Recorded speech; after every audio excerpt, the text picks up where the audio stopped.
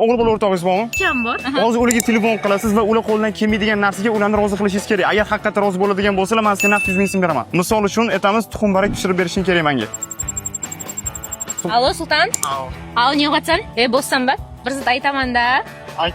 Qo'ldan keladi qo'ya. Tuxum barak istay olasan-ba? Tuxum barak? Короче, rostdan qilib berishing kerak, men hazillashmayapman sen bilan. Qanday etib sen net ol, вообще? Man hammani tayyorlab bersang bo'ldi, Hamza. Xamirni o'zing istaysan. Anglashib qol. Hammani bilmayman. Aha, o'zing bir qilib berasan-ba qo'ldan kelgancha. Qo'ldan kelsa, Tushunasizmi, Qarabbochi? Yo'q. Qilib beraman da'atni. Qarang, hozir ishxonamdan menga kiyim tikib berish ham kerak. Uni ham o'g'il bola qilib berish kerak da'atni. Davoyda bitta qo'shing. Sultan. Еще bir zot. Yo'qlayman. Tigib bilasanmi, tigib? Bir kiyim tig'ish almashtirishing keraksan.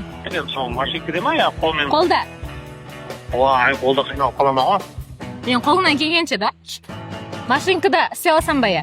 Mashinada o'zi ansiqlab bo'ladi.